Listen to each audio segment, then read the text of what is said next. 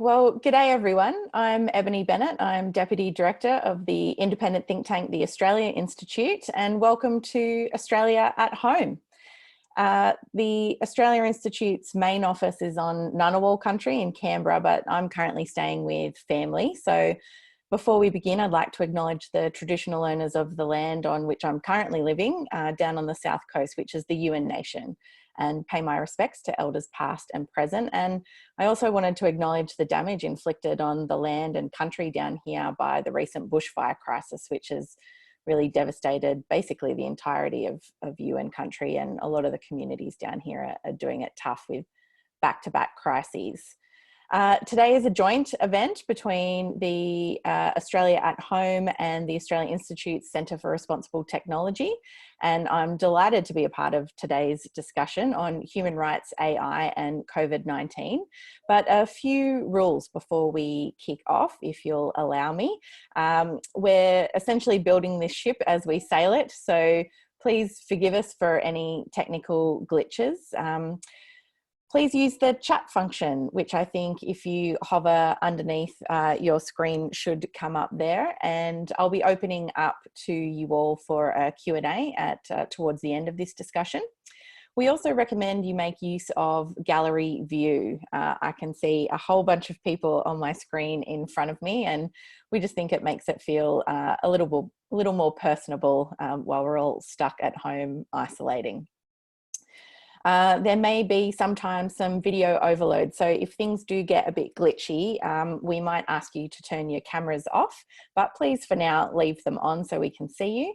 And finally, a reminder that we are recording this discussion, and that recording will be available on the australiaathome.com.au website after this discussion. So today, thank you very much for joining us. Our special guest is the Human Rights Commissioner Ed Santow, who's penned a great column in today's Guardian, if you haven't read that yet, talking about why we can accept targeted restrictions in a pandemic, but should resist extreme calls for our rights to be curtailed. So a really important issue, and we want to thank everyone for joining us today. And to kick off that discussion with the Human Rights Commissioner, I'd like to introduce the Director of the Australia Institute Centre for Responsible Technology, Peter Lewis. G'day, Pete. Hey, Ebony, and hi, everyone. For those that are regulars to Australia at Home, I'm kind of wearing my other hat today, and I want to thank the Australia Institute both for their support promoting today's event, but also their support with the Centre for Responsible Technology, which we established towards the end of last year with a brief to really get our heads around the political economy of technological change, the impacts of unregulated technology on all aspects of our society, from work to our family to our public square. And it's, you know, the original plan was this would be a year where we'd get this discussion up and running. And obviously events have overtaken it, but some of the issues that we face are as important as ever. On this journey of getting my head around technology, I've met some incredibly smart, dedicated people, and some of those will join the discussion during the course of this afternoon. But one of those people has been the Human Rights Commissioner Ed Santow, who I originally met when someone suggested I get somebody who knew what they were talking about to endorse my book that I put out last year, Webtopia, and Ed read it and said, oh, yeah, that makes sense. Let's keep talking, and we have. And so we're continuing that conversation today. So Ed, thanks so much for joining us. And I want to start off with the question we ask all guests at Australia at Home, which is, how are you going? Oh, thanks, Pete. It's great to be with you and all of you. I'm sitting here on Gadigal country, and I pay tribute to the elders past, present and emerging. And from here, my family and I are doing pretty well, all things considered.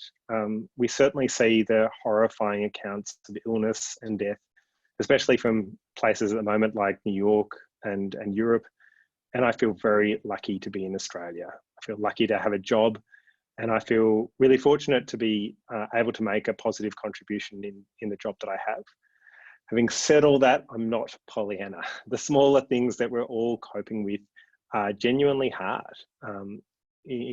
My wife and I have 3 kids under the age of 5. Our youngest was born in January. And it's really difficult for them to understand why they can't give a cuddle to their grandparents or visit their cousins and that sort of thing. Perhaps one very small little vignette from my last few days on the weekend, I was at the supermarket, and when I got to the till, the salesperson looked at my trolley full of nappies and bananas, and perhaps more significantly, she looked at me looking not my best self.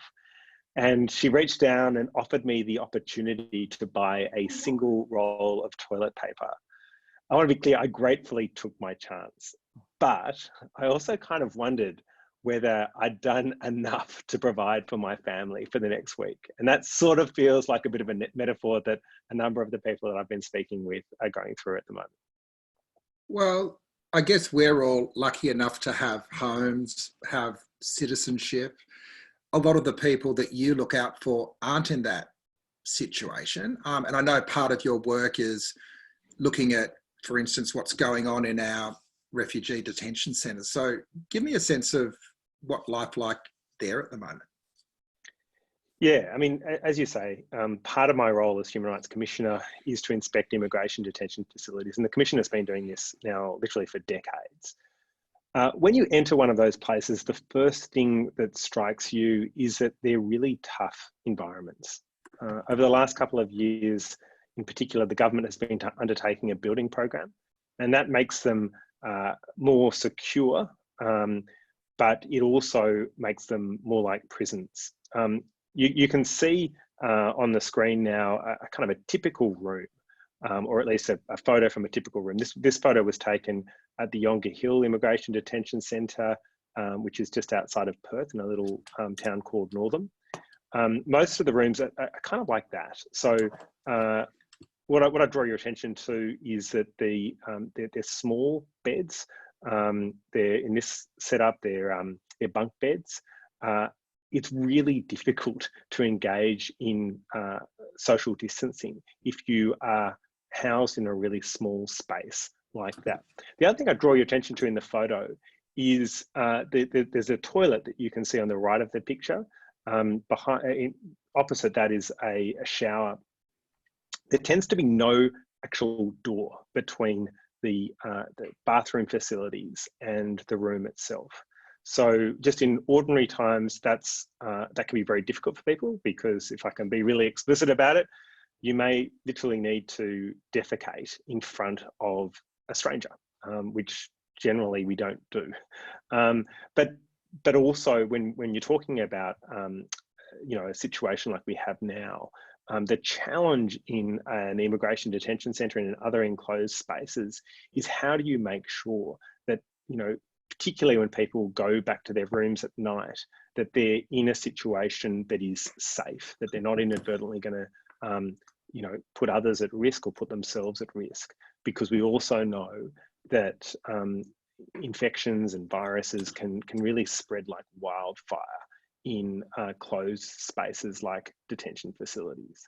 So that's something that is causing us real concern. Okay, let's zoom out a little bit. Today you wrote about more broadly the principles that should govern the way we look at human rights in the time of crisis. Give us the short version of that, Ed. So in an extreme situation like we face now with the COVID-19 pandemic, governments do have greater flexibility to take robust measures to address the public health emergency. And that can include restrictions on some human rights which would not be allowed in a normal situation. And I want to acknowledge right from the outset that on the whole, there's really strong community support for some of those restrictions. People have gotten behind some of the limitations on what they can do because they see that this keeps us safe. But, and there always is a but, there's a real limit on what a government can do. So some human rights can never be restricted, like the right to life, or the right not to be subject to discrimination on the basis of your race or your age or other things that you can't control. But just as importantly, where a right is restricted, there are a number of really important conditions that have to be adhered to. That it has to be necessary, the restriction has to be necessary, it has to be reasonable, has to be proportionate, and critically, there has to be oversight, and in an emergency, any restriction has to be temporary. So maybe I can give a hypothetical example, and I want to stress this is not something that is currently happening in Australia. But if you imagine, as is currently being proposed in some other countries and in fact being rolled out in some other countries, imagine a complete and total lockdown. And by that I mean you can't go out for any reason at all, including to get food or even seek medical care. Now that might actually help flatten the curve. That might actually slow the rate of infection, because people literally wouldn't be able to leave their homes even to get food or go to the doctor. But no liberal democracy would accept that, because it would mean that people, especially vulnerable people, would literally succumb to starvation and disease unnecessarily. And so the point for us in a country like Australia is to draw the lines really carefully and make sure that we're taking really strong, robust action to address the pandemic, but we're not going further than we need to, and we're not having an intolerable effect on people's basic rights. So how do you think we are going against your sort of checklist at the moment? Look, I think on the whole, we're doing pretty well in Australia. I mean, there are strict rules, and as I said before, people have on the whole gotten behind them, and they'll continue to get behind those rules, we think, while they can see that they're carefully targeted to address the problem. The issue probably arises where, as we've seen in some other countries, governments go several steps further. And that's where you see a kind of a creeping rise in authoritarianism. And we're starting to see greater calls for that here in Australia, and I'm sure we'll come back to that. But the other part is we need really good communication. So if people understand why their rights are being restricted, why they can't go and see their friends and family, for example, then they're more, likely to get behind that. But if they don't see the rationality behind a decision, or if a decision is poorly implemented, that's when you're likely to have people breaking the rules, and things start to kind of fall apart a bit. One of your criteria was oversight.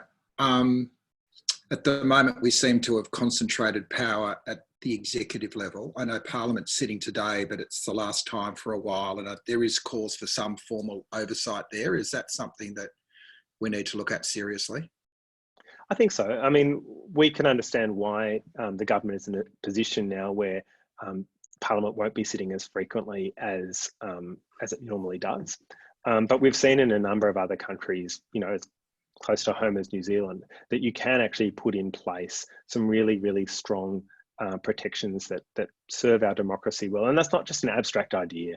In a country like Australia, on the whole, where human rights are violated, it's not because someone has gone out, with a deliberate attempt to cause harm. That does sometimes happen, but more frequently, it's through inattention or through basically an unintended consequence. And so that's where oversight is critically important. That's where the integrity bodies that help make our rights not just some kind of dusty page set of principles, but something that is really tangible. That's where it's critically important. So you need the courts to continue working. You need, dare I say, bodies like the Human Rights Commission to continue to work really hard, and I guarantee you we are. And you also need government to embrace that and see the value of that. If people have questions of Ed, please put them in the chat, and we're going to have a Q&A session towards the end. But I just wanted to call in Alice Drury from the Human Rights Law Centre, if she's in the chat, just for her perspective on how we're going against some of those standards of human rights in a time of crisis. Maybe we don't have Alice there. She can text me if she's not. Okay, well, one of the areas that we are looking at specifically today is public surveillance, and a whole group, including Centre for Responsible Technology, of digital rights organisations have issued a statement today raising some concerns, particularly around the COVID-19 app that the government released about a week ago. So I'll call up Lizzie O'Shea, who's the chair of Digital Rights Watch, maybe to make a few comments about that. Yeah, thanks, Peter, and thanks for inviting me to participate. I think this is a really important topic, and it's great to see so many people are interested in it. Digital Rights Watch, together with a number of other organisations that focus on digital rights and human rights generally, including the Centre for Responsible Technology, but as well as our friends at Access Now and the Human Rights Law Centre, have written to the Health Minister to ask him about the COVID-19 app that has been put out by the government. And part of our concern is that on projects that deal with technology and health, the government hasn't always had a good track record in terms of being transparent and accountable with how it might be collecting data and how it might intend to use that data in future. And there's a real tendency, I think, in these moments of crisis to feel that it's okay to hand power over to authorities to do this kind of work, because it's obvious how critically important it is that we respond quickly.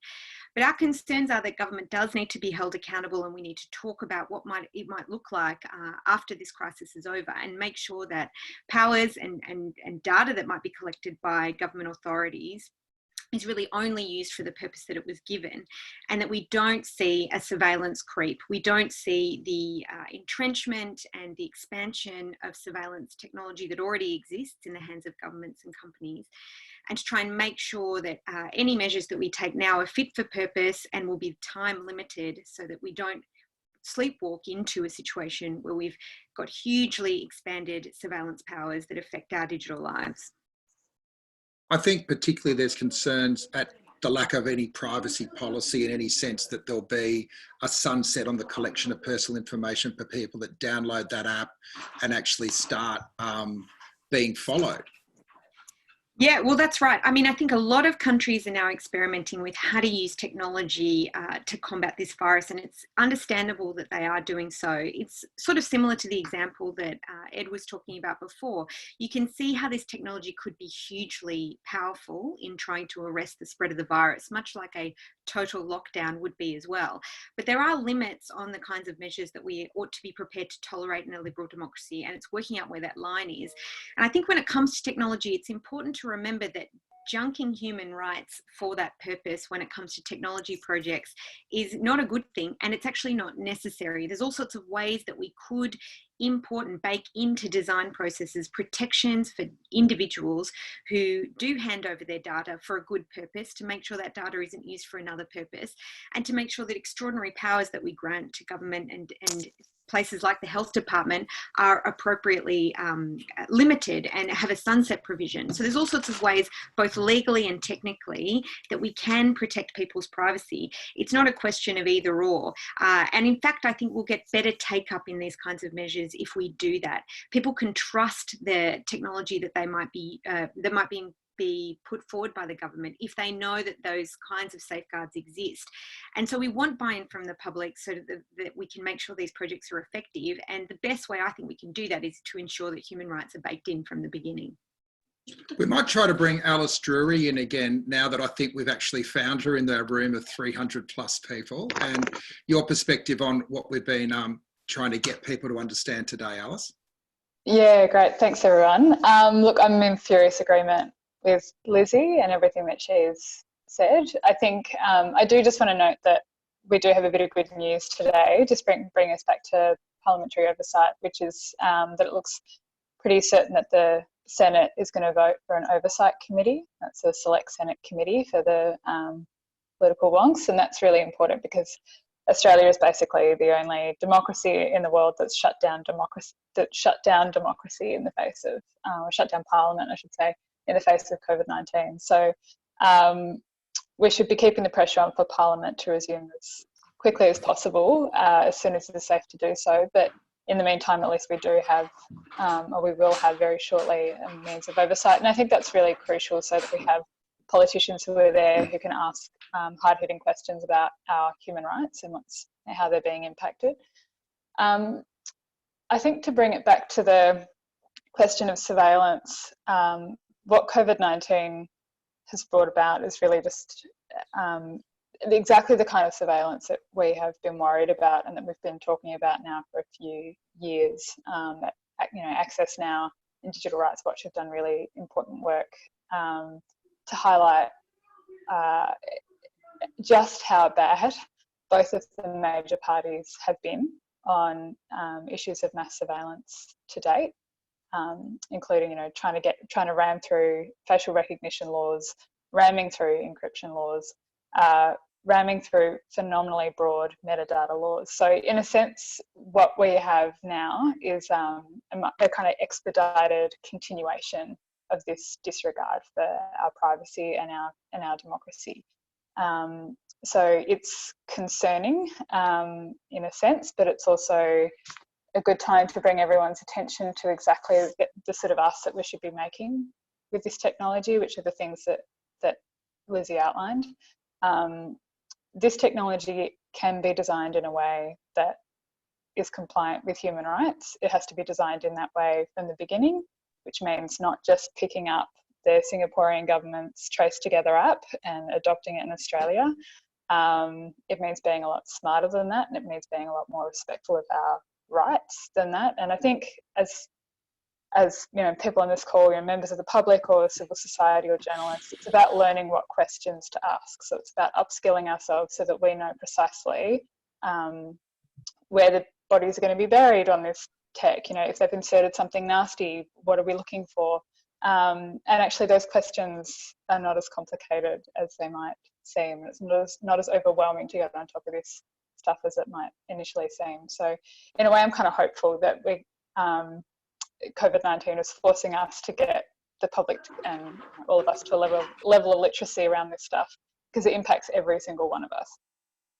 I might call on Ed to respond to some of those comments. Yeah, I wonder if I can look at it slightly obliquely. Clearly, there's a real importance in making sure that people comply with the quarantine and self-isolation restrictions. That's critically important in making sure that we are effectively combating the virus. But if I can go back to history, Jeremy Bentham, literally well over a century ago, he had this idea that he called it the panopticon, that if you watched people all the time, you could encourage them, is a neutral way of putting it, never to do the wrong thing. But it never worked. They literally tried to build a number of panopticons in prisons, but it never actually worked effectively.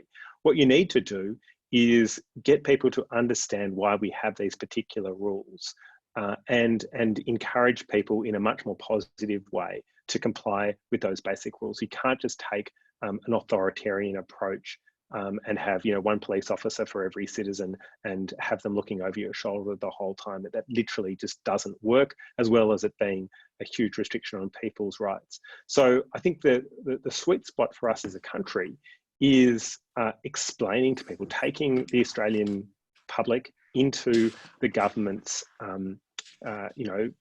understanding of what the problems are, what problems are that we face together, and pulling together, because that's the only thing that will work. As it happens, it's also the only thing that will make sure that we impinge on people's basic rights to the minimum extent that is absolutely necessary, and that's critically important as well. But even if that's not the thing that is your main concern at the moment, pragmatically, we know that authoritarian regimes aren't suddenly better at actually solving these sorts of problems. I think we've got Vanessa Teague in the call as well. Vanessa's a cryptologist who's got questions about whether, in fact, these tracking devices actually work anyway. Are you there, Vanessa? Otherwise, while we're looking for Vanessa, I'll throw back to Lizzie to respond. Yep, no, I'm here too. Oh, hi. So I agree, and I've been looking at the techie details of how different kinds of contact tracing could work.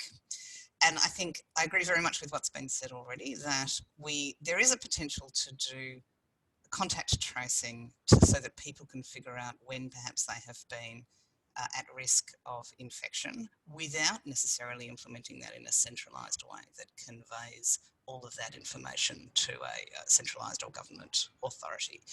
And there's quite a lot of conversation throughout the world about designing and implementing apps that would let us notify each other. For example, if someone who had been in your vicinity had tested positive to COVID-19, give them an opportunity to notify you without that notification necessarily going through a centralised surveillance mechanism. Great.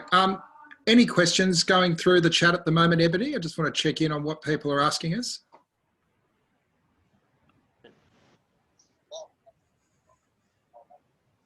Yeah. You're on mute. Got to lip read. Yeah. No, I think Ebony's still on Yeah, mute. yeah, but even when I had the chat. So we might go back to Ed and just keep pushing along. We'll work that out as we go. Ed, I guess the other part of the conversation here is the work that you had been doing previous to the outbreak of this virus around human rights and AI. Do you want to give us a bit of a snapshot of where that work had got up to and what happens now? Yeah, before this came along, I thought this would definitely be the biggest project that I'd be doing in my time as Human Rights Commissioner. Essentially, we launched a project a couple of years ago looking at the impact of new technologies, particularly artificial intelligence, on our human rights. And we started from a neutral position. We know that there are lots of opportunities for new technologies like AI to make our world better. There are economic opportunities. People with disability in particular have talked about how AI can actually make the world more inclusive. And that's really exciting. I think you know that there's a but coming, and there is, and that is that for every one of those really exciting examples, there's a counterexample of how AI hasn't been used in a way that properly protects people's basic rights. And so our focus has, and it's really my melancholy duty as Human Rights Commissioner to perhaps focus more on the risks and threats, and that's exactly what we've done. I mean, we think that this stuff matters as much now as it ever has. We're realistic, of course, as well about how we're going to actually make use of new technology now, and how people are going to be able to see their way through the current crisis. There's a slide that you might be able to see now, which is a really, really interesting example from facial recognition. So when facial recognition is used in a policing context, and maybe if you get rid of the slide for now, it might just be easier to focus on me than the data that doesn't make any sense yet. When facial recognition is used in a policing context, it's really really dangerous. We've found. So there's a number of police forces around the world that are starting to use facial recognition to identify suspects, people who may have committed crime, but they haven't been able to work out who they are yet. And so the London Metropolitan Police is perhaps the most kind of infamous example of a police force that has been very enthusiastic in using facial recognition. And what they decided to do was they used literally one of the world's leading facial recognition tools in a live situation. In other words, to identify people that they had photos of, that they suspected of committing crimes, but they literally didn't know who they were. So there was good news and there was bad news with the use of facial recognition by the London police. The good news from their perspective was that they were able to identify 104 people, which is a spectacular result in the sense that it was, instantaneously enabled them to identify people that they thought might have committed a crime. But there was also bad news, and the bad news is what was summarized in that slide that might be put up again now. What the slide shows, what that graph shows, is that 102 of those 104 identifications was wrong. In other words, it had a 98% error rate. And that is extraordinary. When this was discussed, this came out using freedom of information laws in the UK. Some of the advocates for police use of facial recognition said, yeah, look, that graph looks pretty ugly, but don't forget two things. The first thing is you're focusing, people like me perhaps, we're told we're focusing too much on the red part of the graph and not the blue part of the graph. In other words, the 2 people that were correctly identified, those are people that really, the place we're really looking for. And I don't even know how to answer that, but I've got to say I don't find that particularly persuasive. The second part, which was really interesting, was that it was said that, yes, there were a lot of mistakes that were made, but in due course, the police realised that they were mistakes. And that's something, particularly when we come back to talking about COVID-19, that we really need to interrogate what that means. Because throwing around airily expressions like in due course, we realised we made a mistake, that actually hides something quite worrying, because the period of time between when you make a mistake in a high stakes area like policing and when you realise you've made a mistake, that all kinds of human rights violations can occur. So people can be, a person can be unlawfully arrested, unlawfully detained, they can have all kinds of coercive action taken against them. And so what we need to do is understand that, yes, facial recognition it's a developing technology, it's improving relatively quickly, but it is still hugely prone to error. And so to take this back to what this means for the COVID-19 response, what we need to, I guess, be realistic about, just for starters, is that technology isn't very good yet. It's just not as accurate as humans at being able to identify people. And so if we become hugely reliant on that tech to engage in law enforcement, what that means is that we'll be making a lot of mistakes. And when those mistakes are going to lead to people's basic rights being infringed, I think we should be very, very cautious. And that's just kind of part of the problem. But I guess there's 2 points here. One is the tech good enough? And the other one is, do we want to live in a world where even good tech would be serving that purpose? And I think I'm interested in where your report goes on in light of that second question. Yeah, well, and I think that's a really a bigger question as well, because I think that there are real limits on what people want to see in terms of the government coming into their lives in a really intrusive way. And essentially, the more and more we see CCTV cameras being used, particularly in policing and law enforcement, and the more we create an architecture where that can be used in everything, from law enforcement to verifying who you are at a bank, and everything in between, the more that just becomes essentially a kind of a block on our ability to live autonomous lives. So those are really big questions. They feel quite abstract when you talk about them like that. But what we have to remember is that there has been a bill now before the federal parliament for a couple of years. It's known as the Identity Matching Services Bill. And if it's passed, it would provide, I guess, the legal framework for mass surveillance in Australia. And for the first time in well over 15 years, when that bill came to the Special Parliamentary Committee that's responsible for intelligence and security, that committee said no, the bill needs to be rewritten and better address those sorts of concerns, both the really practical concerns about accuracy and so on that I adverted to, but also the kind of bigger philosophical type question that Peter asked, that really goes to questions of privacy and how your relationship is between yourself and the government. I'll throw back to Lizzie O'Shea at this point, who I should also add has written a fantastic book on the broader technology called Future Histories. So if anyone's looking for some lockdown reading, go to your chosen vendor online. Sure. Yeah. That's really, I think if you've gotten through all the Netflix beforehand, yeah, I think it's a really interesting point.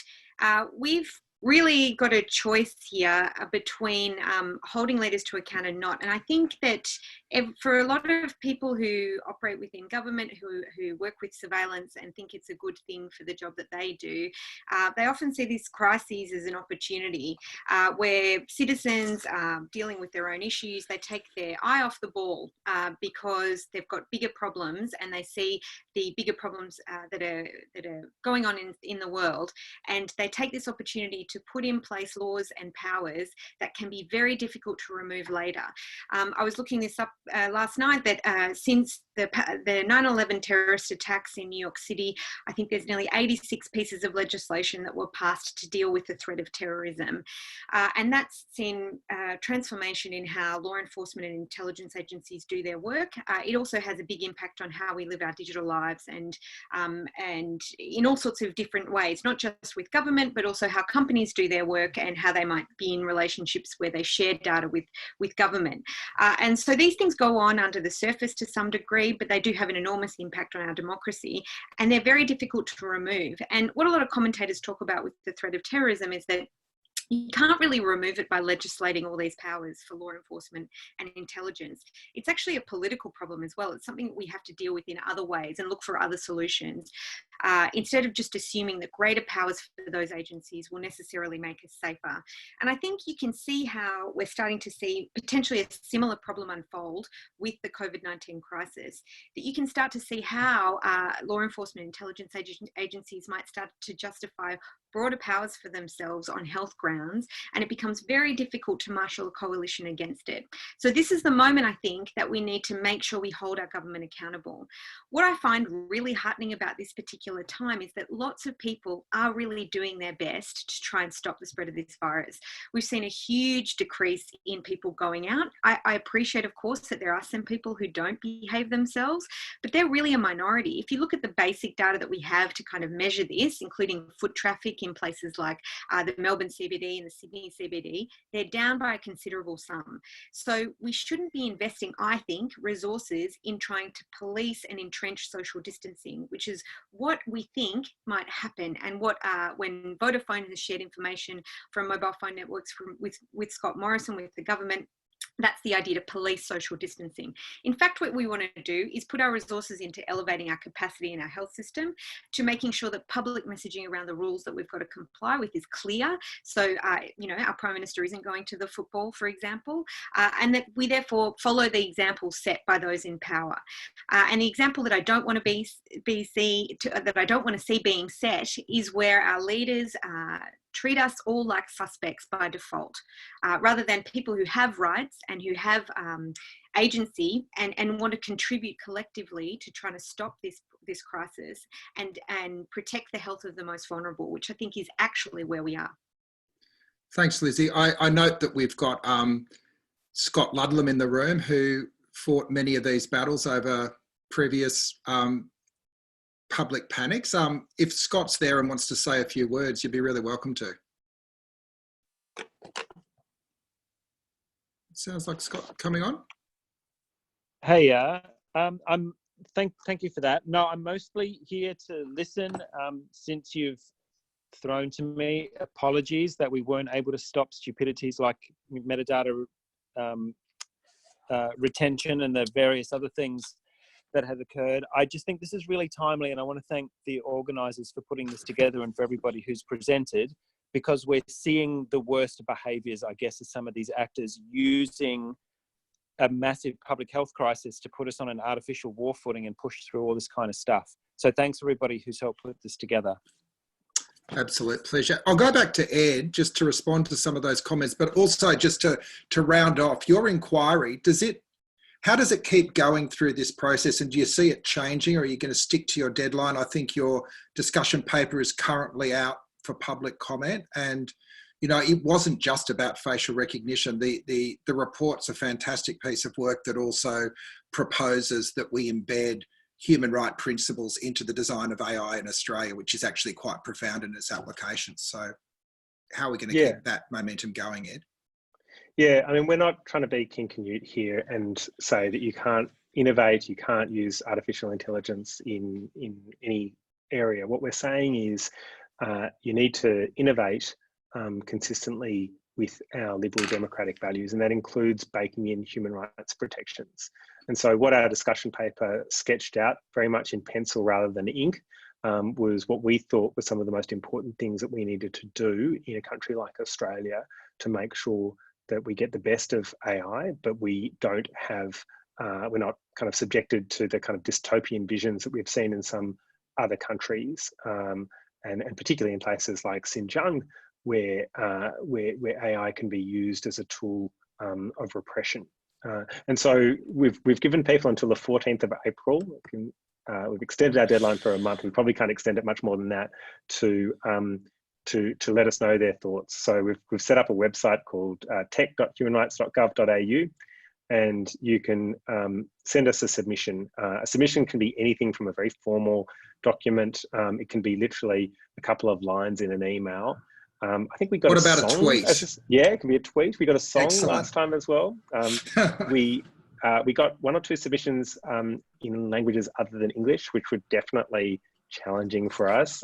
But we're basically pretty flexible about how people want to contribute to us. It's really important.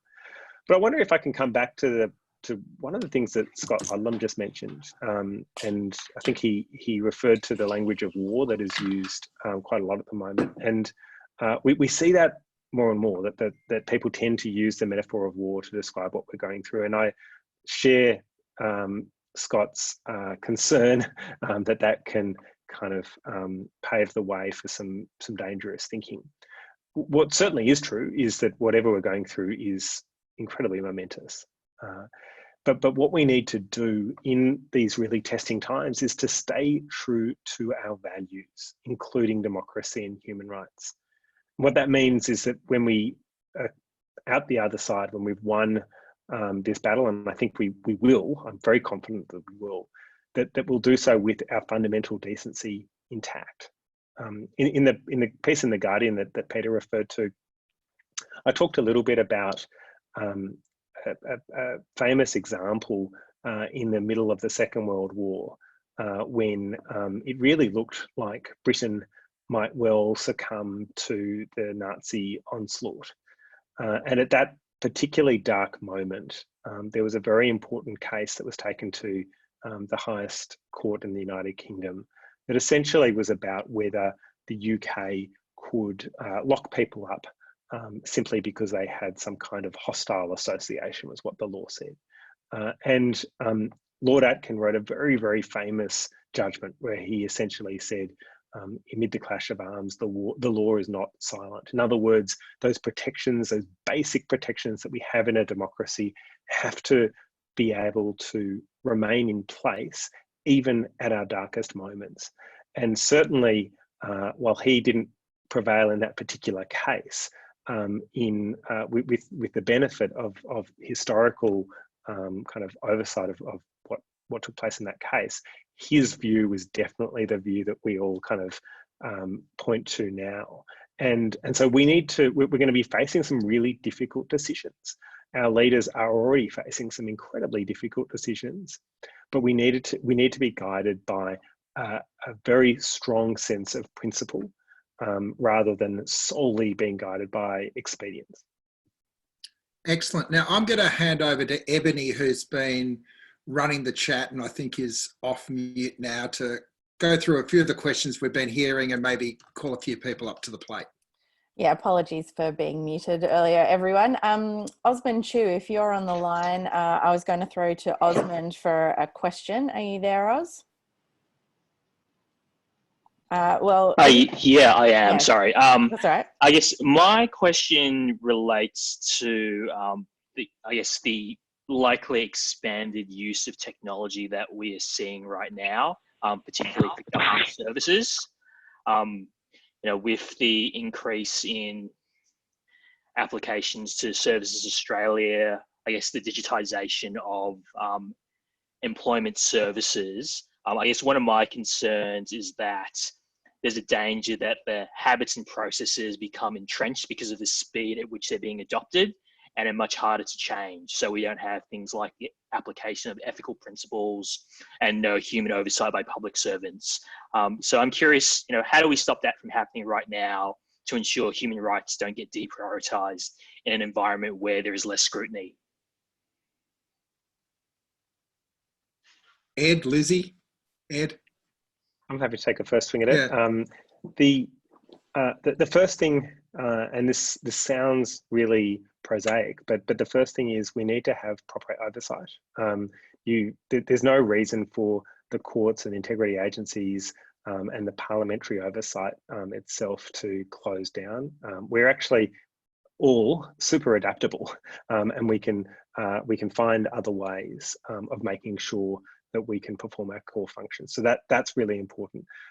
The other thing I'd acknowledge is that there are some positive signs. So Centrelink and Services Australia has made really clear that they're not going to focus on enforcement action at the moment because they realise how tough people are finding it, and they I think also realise some of the problems that were associated with the so-called robo-debt situation, and they don't want to make the situation worse.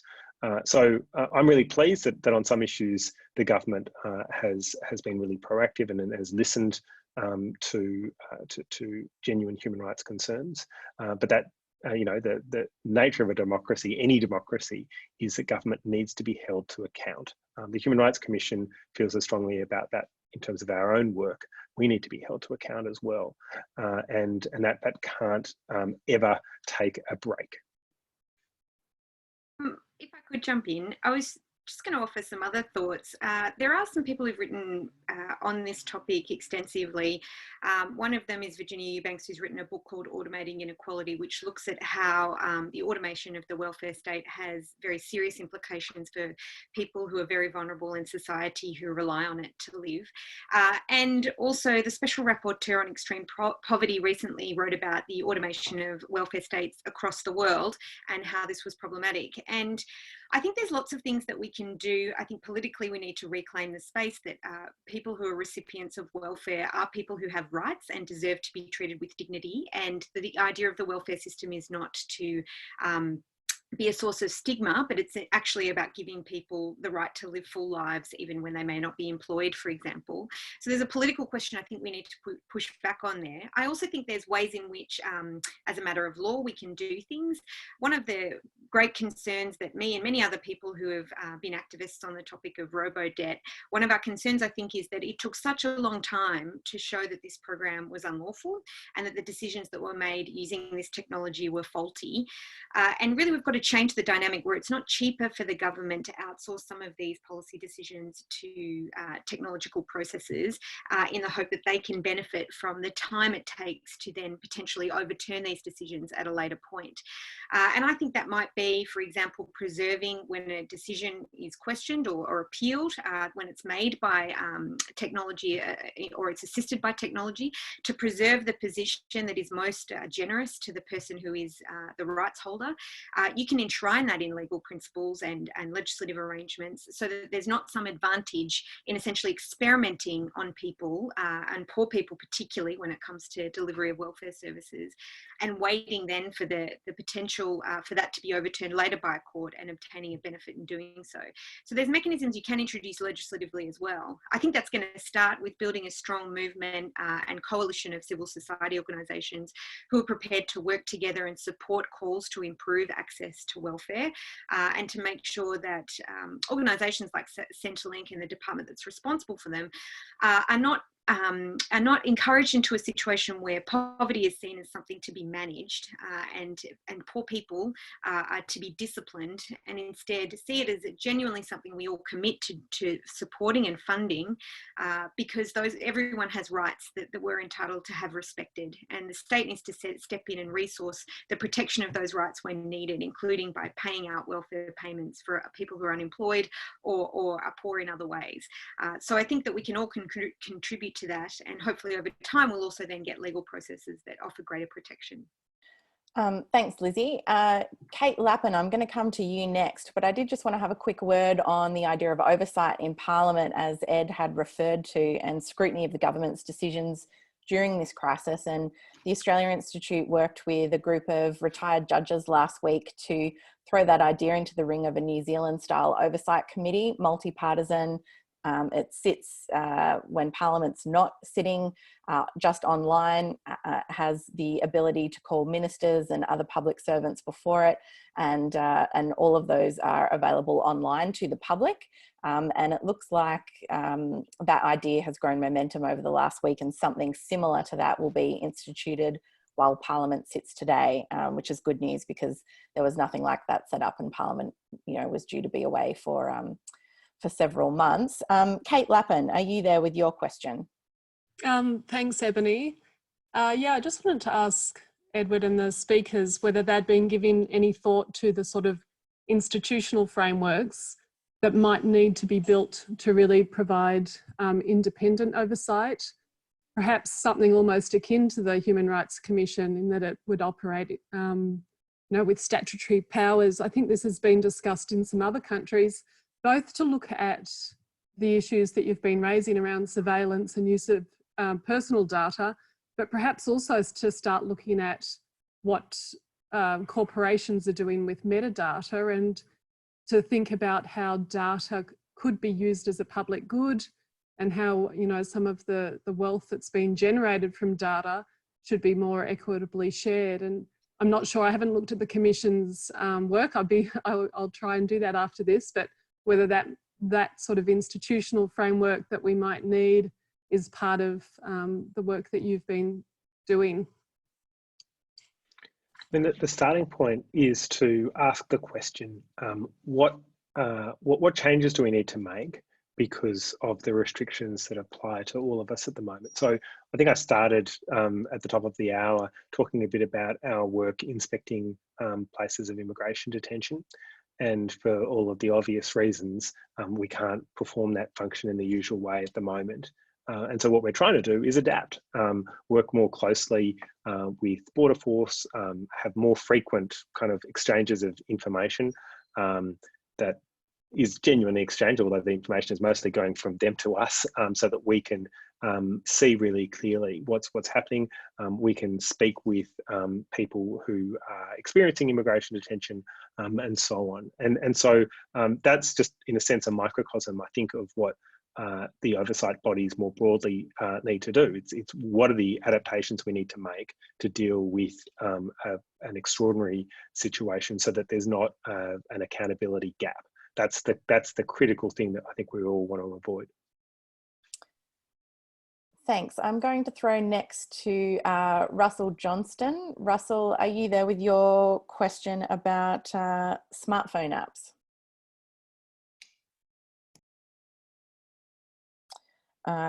Don't seem to have Russell there, so I might ask his question. Scary proposals exist to use smartphone apps and Bluetooth proximity to track and trace and even limit movement, for example, entry to cafes.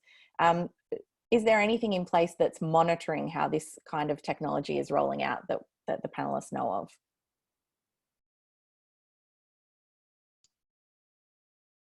I might throw to Lizzie, but I would just observe that our sister body, the Office of the Australian Information Commissioner, is the body that is primarily responsible for privacy issues. We've been working really closely with them. They're incredibly expert on these issues, and they certainly are focusing on this very, very strongly at the moment, as are we in a secondary way.